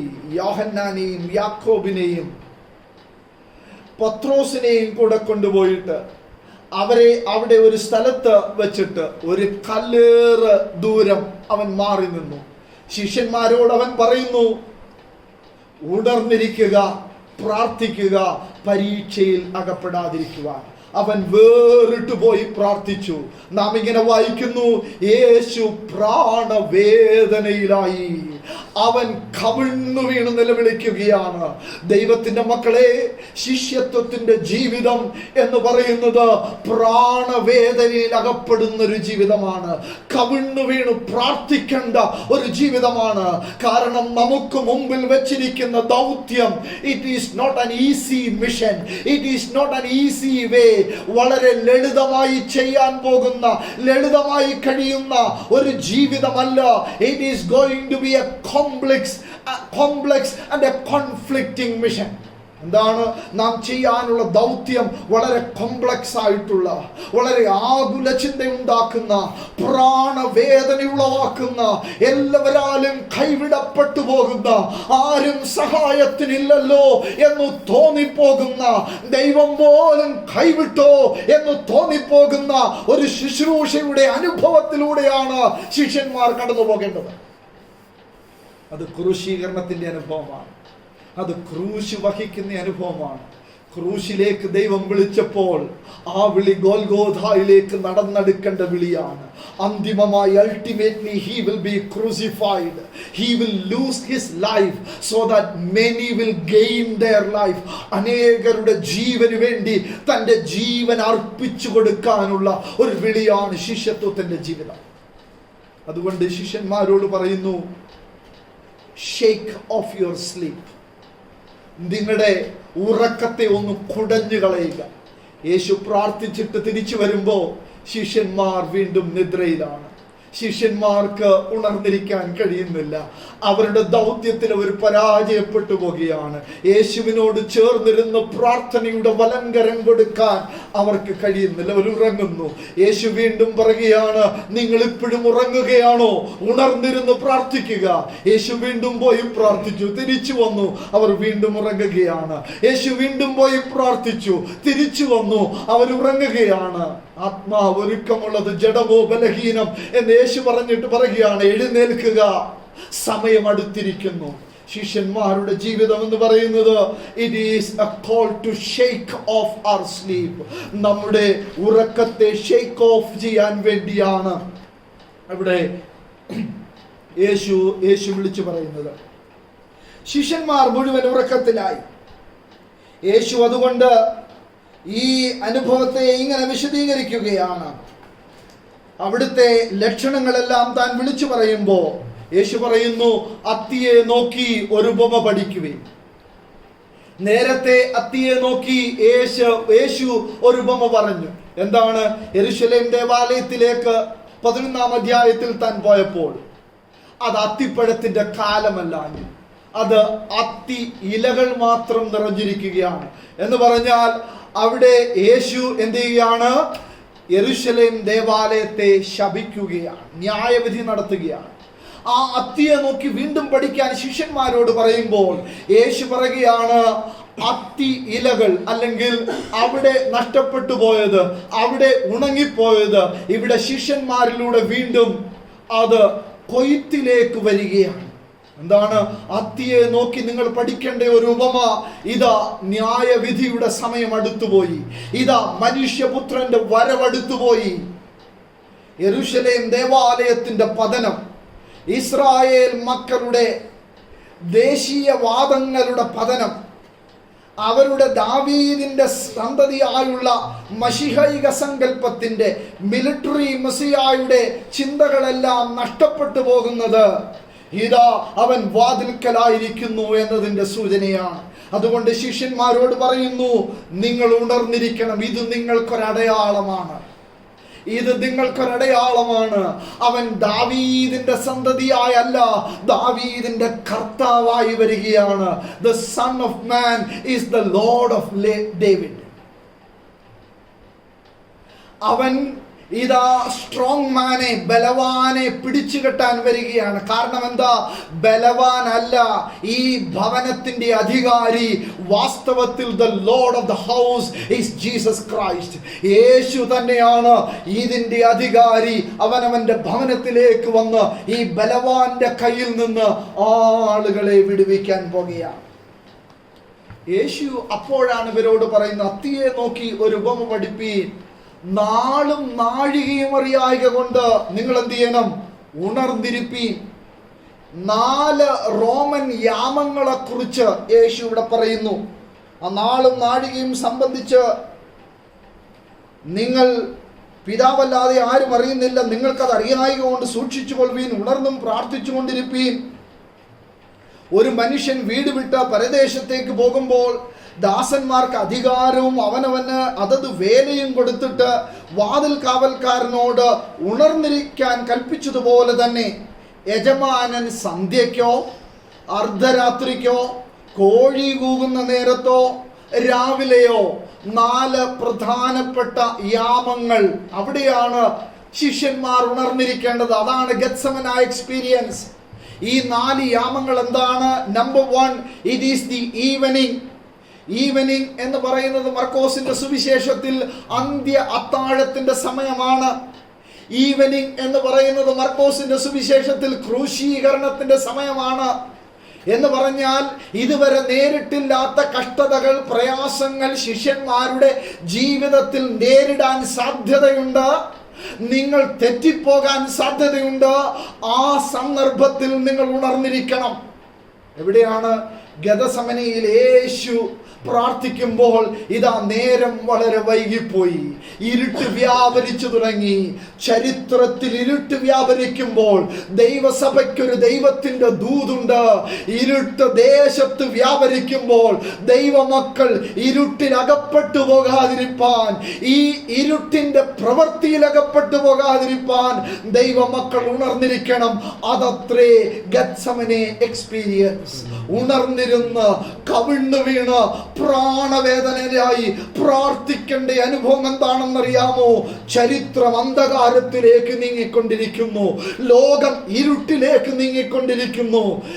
എന്നത്തെക്കാളും ഉപരി ഇന്ന് ആ ഇരുട്ട് ദേശം മുഴുവൻ വ്യാപരിച്ചു കൊണ്ടിരിക്കുകയാണ്. ഒരു ക്രൂശീകരണം വേഗത്തിൽ സംഭവിക്കാൻ പോകുകയാണ്. മർക്കോസിന്റെ കാലഘട്ടത്തിൽ അതിൽ ക്രൂശീകരണവും, മർക്കോസിന്റെ സഭയുടെ കാലഘട്ടത്തിൽ അത് ദേവാലയത്തിന്റെ പതനവുമായിരുന്നെങ്കിൽ, ദൈവത്തിന്റെ മക്കളെ, ദൈവസഭയുടെ കാലഘട്ടത്തിൽ ഇതാ ഈ വീടിന്റെ ഉടമസ്ഥൻ, യജമാനൻ നമ്മെ ദാസന്മാരാക്കി അവൻ തിരിച്ചു വരാൻ ഇപ്പോൾ സമയമായെങ്കിൽ ഈ അന്ധകാരത്തിന്റെ കാലഘട്ടം ദൈവസഭയ്ക്ക് ഒരു മുന്നറിയിപ്പ് നൽകുന്നു. B vigilant, B watchful, stay awake, praying, be praying because he is at the door. അവൻ വാതിൽക്കലായിരിക്കുകയാണ്. ഏത് സമയത്ത് ഏത് നാഴികയ്ക്ക് അവൻ വരുമെന്നറിയത്തില്ല. ഒരുപക്ഷേ അത് ഈ അന്ധകാരം വ്യാപരിക്കുന്ന നാഴികയായിരിക്കാം, അന്ധകാരമായിരിക്കാം. ഒരുപക്ഷേ നമ്മുടെ വിശ്വാസ ജീവിതത്തിൽ നമ്മെ ഉലച്ചു കളയുന്നത്, നമ്മുടെ ശിഷ്യത്വ ജീവിതത്തിൽ നമ്മെ ഉലച്ചു കളയുന്നത്. അതുകൊണ്ട് നമുക്കൊരു ഗെത്സമനെ എക്സ്പീരിയൻസ് ആവശ്യമാണ്. 2, it is the time of midnight. ഇത് അർദ്ധരാത്രിക്കായിരിക്കാം. 2ാമത്തെ യാമം അവിടെയാണ്. അർദ്ധരാത്രി മർക്കോസിന്റെ സുവിശേഷത്തെ സംബന്ധിച്ചിടത്തോളം യേശുവിനെ ഉപേക്ഷിക്കുന്ന സമയമാണ്. യേശുവിനെ ഉപേക്ഷിക്കുന്ന സമയമാണ്. നമുക്കറിയാം, അർദ്ധരാത്രി, രാത്രിയിൽ ഇവരെന്ത് ചെയ്തു? യേശുവിനെ പിടിക്കാൻ വേണ്ടി വന്നു. എന്താ സംഭവിച്ചത്? ശിഷ്യന്മാർ ശിഷ്യത്വ ജീവിതത്തിൽ തെറ്റിപ്പോയി. മർക്കോസ് വാളെടുത്ത് വെട്ടാൻ തുടങ്ങി.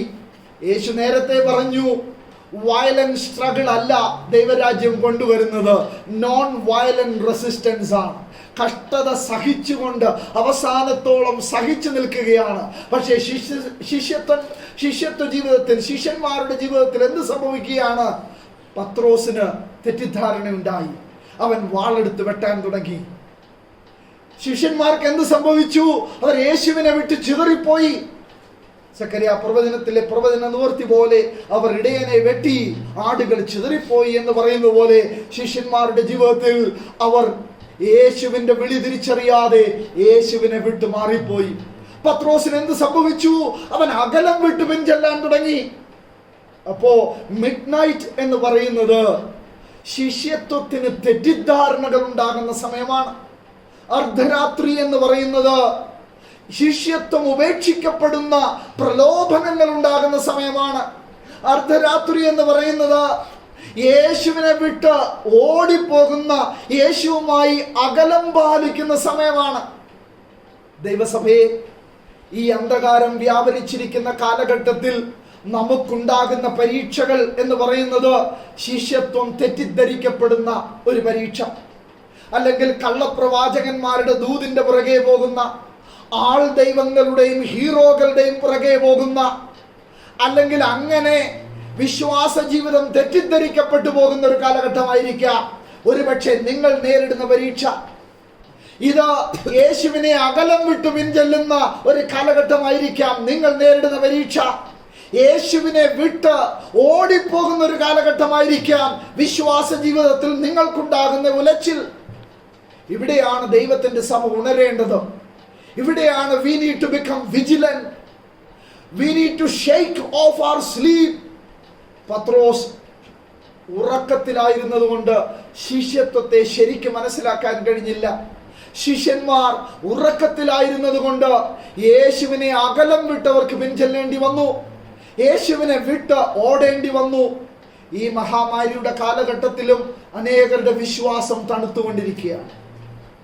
നമുക്കുണ്ടാകുന്ന പ്രലോഭനം, നാം ചോദിക്കുന്നു, കർത്താവേ നീ എവിടെയാ? യേശുവേ നീ അറിയുന്നില്ലയോ? ദൈവം ഉണ്ടോ? ദൈവം അറിയാതാണോ ഇതൊക്കെ സംഭവിക്കുന്നത്? ശ്രദ്ധിക്കൂ, ഒരു മിഷൻ ദൈവം നിങ്ങൾക്ക് തന്നു എന്നതിന്റെ അർത്ഥം ദേശത്ത് അന്ധകാരം വ്യാപരിക്കത്തില്ലെന്നല്ല, പരീക്ഷകൾ ഉണ്ടാകത്തില്ലെന്നല്ല. തന്റെ പുത്രനായ ക്രിസ്തുവിന് അതുണ്ടായെങ്കിൽ, യോഹന്നാൻ സ്നാപകൻ അതുണ്ടായെങ്കിൽ, ആദിമ ശിഷ്യ സമൂഹത്തിന് അതുണ്ടായെങ്കിൽ, ദൈവത്തിന്റെ മക്കളെ നമുക്കും അതുണ്ടാകും. പരീക്ഷകളിലൂടെ, പ്രലോഭനങ്ങളിലൂടെ, ഈ അർദ്ധരാത്രിയുടെ സമയത്തിലൂടെ ഞാനും നിങ്ങളും കടന്നു പോകേണ്ടി വരാം. Therefore, discipleship is a Gethsemane experience. എന്താണ് ഇത്? ഒരു ഗെത്സമന അനുഭവത്തിലേക്കുള്ള വിളിയാണ്. പ്രാണവേദനയിലായി കവിണ്ണു വീണ് പ്രാർത്ഥിക്കേണ്ട ഒരു ജീവിതം അത്രേ ക്രിസ്തീയ ജീവിതം. കാരണം തെറ്റിപ്പോകാൻ ചാൻസ് ഉണ്ട്. നാം എന്ത് ചെയ്യാൻ ചാൻസ് ഉണ്ട്? അനേക ഉപദേശങ്ങളിൽ വീണുപോകാൻ ചാൻസ് ഉണ്ട്. യേശുവിനെ വിട്ട് അകലാനുള്ള ചാൻസ് ഉണ്ട്. ശിഷ്യത്വം തെറ്റിദ്ധരിക്കപ്പെടാനുള്ള ചാൻസ് ഉണ്ട്. മൂന്നാമത്തത് എവിടെയാണ്? കോഴി കൂകുന്ന നേരത്ത്, അല്ലേ? കോഴി കൂകുന്ന നേരം എന്താണ്? The specific time of denial of Jesus. യേശുവിനെ തള്ളിപ്പറയുന്ന ഒരു പരീക്ഷയാണ് കോഴി കൂകുന്ന സമയം. ശിഷ്യന്മാരുടെ ജീവിതം, പത്രോസിന്റെ ജീവിതത്തിലൂടെ മർക്കോസ് വിശേഷകൻ നമ്മെ വിളിച്ചറിയിക്കുന്നത് എന്താണ്? കോഴി കൂകുന്ന സമയത്ത് അവൻ എന്ത് ചെയ്തു? ഞാൻ അവനെ അറിയുന്നില്ല. അവൻ പ്രാകുവാൻ, ആണയിടുവാൻ തുടങ്ങി. ഒരു ഭാഗത്ത് യേശുവിനെ ചിലര് വിറ്റ് കാശാക്കി. യൂദാസ് 30 വെള്ളിക്കാശിന് അവനെ വിറ്റുകൊടുത്തു. അനേകര് യേശുവിൽ നിന്നുള്ള ലാഭം നിന്നുപോയപ്പോ അവനെ വിട്ട് ഓടിപ്പോയി. ഇവിടെ ഇതാ അരുമ ശിഷ്യൻ യേശുവിനെ തള്ളിപ്പറയുകയാണ്. അത് കോക്രോയുടെ സമയമാണ്, കോഴി കൂകുന്ന സമയമാണ്. It is a specific time of Peter's denial. ദൈവത്തിന്റെ പൈതലെ, കഷ്ടതയുടെ ആധിക്യം നമ്മുടെ ജീവിതത്തിൽ കടന്നു വരുമ്പോൾ ഒരുപക്ഷെ നമുക്കുണ്ടാകുന്ന ഏറ്റവും വലിയ പ്രലോഭനം അവനെ തള്ളിക്കളയാനുള്ള പ്രലോഭനമാണ്. വേദപുസ്തകം അതിന് നമുക്ക് ഉദാഹരണം നൽകുന്നുണ്ട്. ഇയ്യോബിന്റെ ജീവിതത്തിൽ ഇന്ന് വരെ നേരിട്ടില്ലാത്ത പരീക്ഷ അവന്റെ ജീവിതത്തിൽ ഉണ്ടായപ്പോ, ആർക്കും സംഭവിക്കാത്ത രോഗം അവനുണ്ടായപ്പോ, അവന്റെ കൂട്ടുകാര് വന്ന് അവനെ ആക്ച്വലി തള്ളിക്കളഞ്ഞപ്പോ, അവനെ ഉത്സാഹിപ്പിക്കേണ്ടവർ, ആശ്വസിപ്പിക്കേണ്ടവർ അവനെ വ്യസനിപ്പിച്ചപ്പോൾ, വേദനിപ്പിച്ചപ്പോൾ, ഈവൻ അവന്റെ ഭാര്യ പോലും അവനോട് പറഞ്ഞത്, നീ ഇനിയും വിശ്വാസം മുറുകെ പിടിക്കുന്നുവോ? അത് തള്ളിക്കളഞ്ഞ്, ദൈവത്തെ തള്ളിക്കളഞ്ഞിട്ട് മരിക്കുക എന്ന് പറഞ്ഞപ്പോ അവൻ പറഞ്ഞത്, നാം നന്മ അവനിൽ നിന്ന് അനുഭവിച്ചിട്ടില്ലയോ? ഇതും നമുക്ക് അനുഭവിക്കുവാനുള്ളതാണ്. പത്രോസ് പിൽക്കാലത്ത് ആത്മനിറവിൽ തന്റെ സഭയോട് പറയുന്നൊരു ദൂതുണ്ട്. കഷ്ടം അനുഭവിക്കാൻ കൂടെ അവൻ നമുക്ക് വരം നൽകിയിരിക്കുന്നു. ദൈവത്തിന്റെ മക്കളെ, ഡിസൈപ്പിൾഷിപ്പ് എന്ന് പറയുന്നത് ഒരു ഗെത്സമനെ അനുഭവത്തിലേക്കുള്ള വിളിയാണ്. ഒരുപക്ഷെ അത്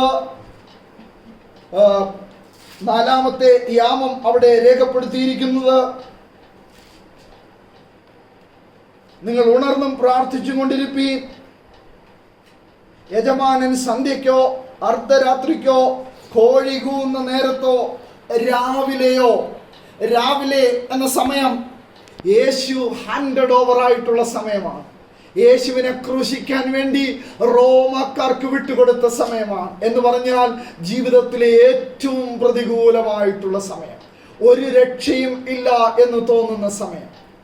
വിശ്വാസ ജീവിതത്തിൽ, ശിഷ്യന്മാരുടെ ജീവിതത്തിൽ ഈ അനവധി സന്ദർഭങ്ങളിലൂടെ കടന്നു പോകേണ്ടി വരുമ്പോൾ വി നീഡ് എ ഗെത്സമനെ എക്സ്പീരിയൻസ്.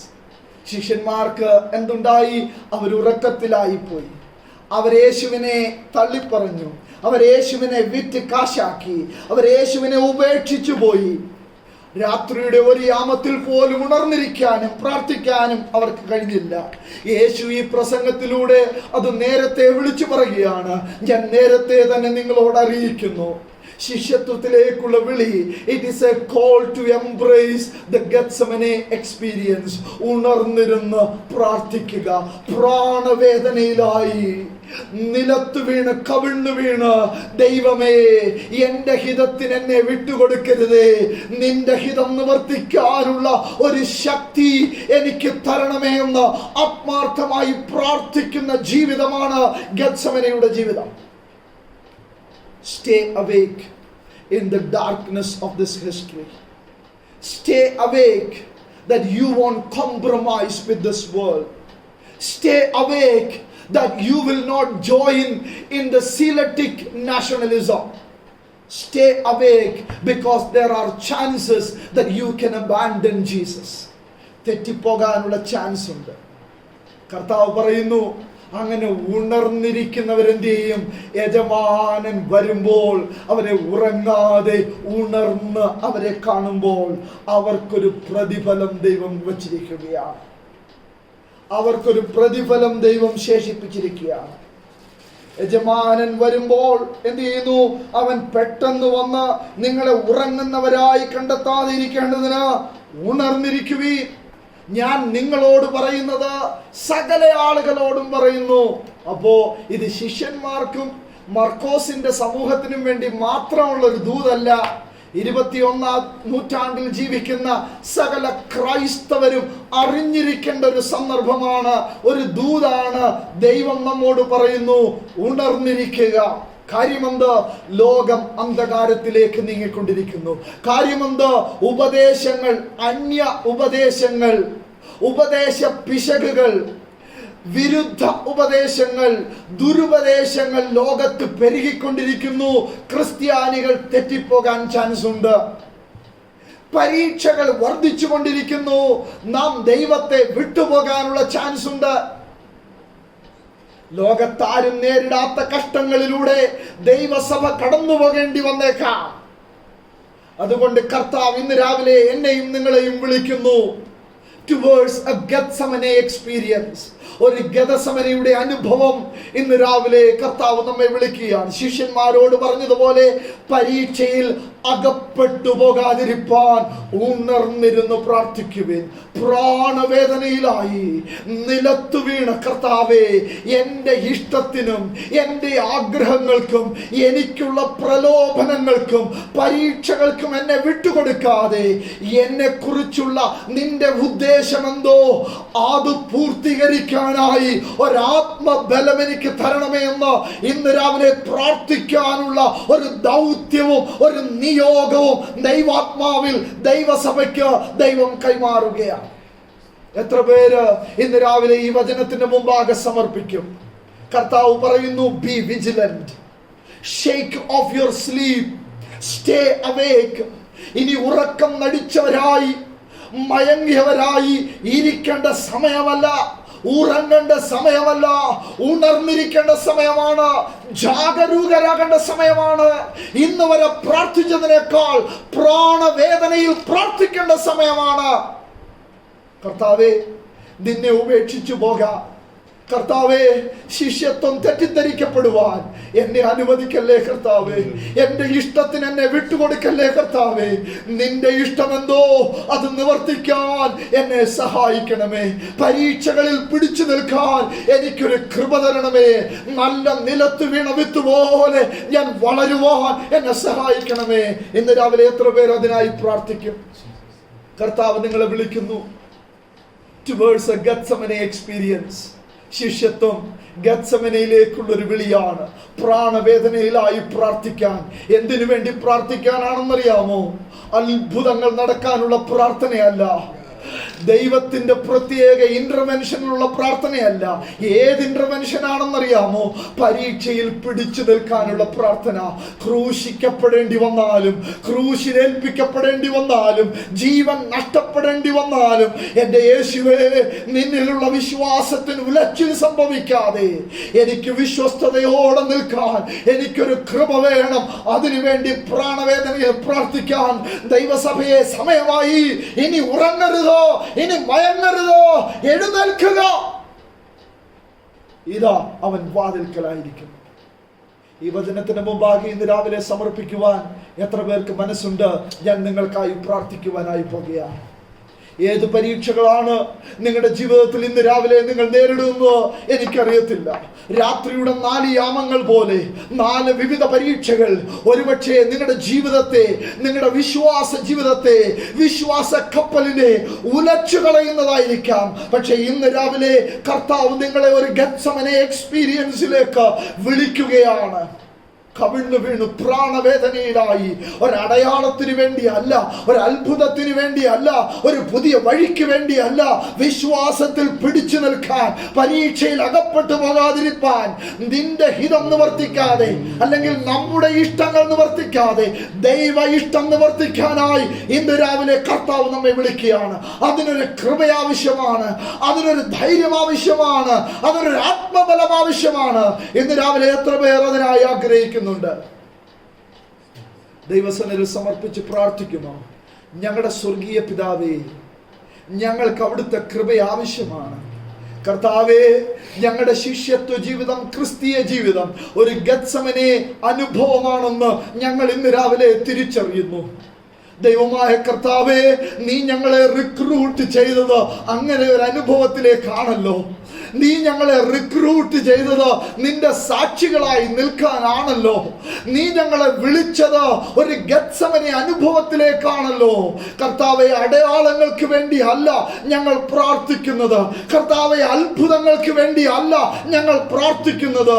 ദുരുപദേശങ്ങളിലേക്ക് ഞങ്ങൾ തെറ്റിപ്പോകാതെ, യേശുവിനെ വിറ്റ് കാശാക്കുന്നവരുടെ കൂട്ടത്തിൽ ഞങ്ങൾ അകപ്പെട്ടു പോകാതെ, യേശുവിനെ വിട്ടുപോകുന്നവരുടെ കൂട്ടത്തിൽ ഞങ്ങൾ അകപ്പെട്ടു പോകാതെ, സ്വന്തം ഇഷ്ടം നിവർത്തിക്കുന്നവരുടെ കൂട്ടത്തിൽ ഞങ്ങൾ ആയിപ്പോകാതെ, നിന്റെ ഇഷ്ടത്തിന് വേണ്ടി പ്രാണവേദനയിലായി കവിണ്ണു വീണോ ഇന്ന് രാവിലെ ഞങ്ങൾ പ്രാർത്ഥിക്കുന്നു. കർത്താവേ, ഞങ്ങളുടെ ഇഷ്ടമല്ല നാഥ, നിന്റെ ഇഷ്ടം ഞങ്ങളിൽ നിവർത്തിക്കുമാറാകണമേ.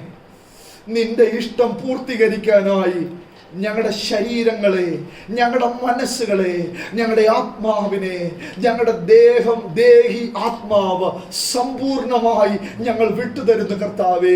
എന്നാൽ ഞങ്ങളുടെ സ്വന്തം ശക്തി കൊണ്ട് അത് സാധ്യമല്ല. ആത്മാവ് ഒരുക്കമുള്ളതാണെങ്കിലും ജഡം ബലഹീനമായതുകൊണ്ട് ദൈവമേ, ഒരാത്മബലം ഞങ്ങളിൽ പകരണമേ. കർത്താവേ, ഒരാത്മശക്തി, നിന്റെ കൃപ ഞങ്ങൾക്ക് വേണം കർത്താവേ.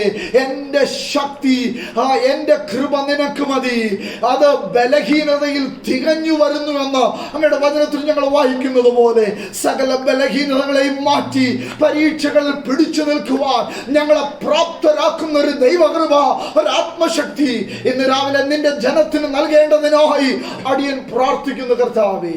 അത് ഞങ്ങൾക്ക് നൽകണമേ. വിജയകരമായ ഒരു ക്രിസ്തീയ ജീവിതം, ദൈവം ആഗ്രഹിക്കുന്ന രീതിയിലുള്ള ഒരു ക്രിസ്തീയ ജീവിതം, ഒരു ഗതസമനെ എക്സ്പീരിയൻസ് അത് ഞങ്ങൾക്ക് തരണമേ കർത്താവേ. അതിനായി ഞങ്ങളെ സമർപ്പിക്കുന്നു. നീ അങ്ങനെ ചെയ്യുന്നത് കൊണ്ട് സ്തോത്രം, ഞങ്ങളെ ബലപ്പെടുത്തുന്നതുകൊണ്ട് സ്തോത്രം. നാളും നാഴികയും അറിയാത്തത് കൊണ്ട് ഞങ്ങൾ ഉണർന്നിരിക്കുവാൻ, മനുഷ്യപുത്രൻ തേജസ്സിൽ പ്രത്യക്ഷപ്പെടുന്നത് ഞങ്ങൾ കണ്ട്, ഹല്ലേലൂയ, നിന്റെ പ്രത്യക്ഷതയിൽ ഞങ്ങൾ പങ്കുള്ളവർ ജയിക്കുന്നവരായി തീരുവാൻ ഇടയാക്കുമാറാകണം എന്ന് ഞങ്ങൾ അങ്ങയോട് പ്രാർത്ഥിക്കുന്നു. പരീക്ഷകളുടെ മേൽ ഞങ്ങൾക്ക് വിജയം നൽകണമേ എന്ന് ഞങ്ങൾ അങ്ങയോട് പ്രാർത്ഥിക്കുന്നു. പ്രാർത്ഥന കേട്ടതുകൊണ്ട് സ്തോത്രം. യേശുവിന്റെ നാമത്തിൽ അപേക്ഷിക്കുന്നു. കൃപ തോന്നി കേൾക്കുമാറാകണമേ. ആമേൻ. കർത്താവ് നമ്മെ എല്ലാവരെയും അനുഗ്രഹിക്കുമാറാകണം.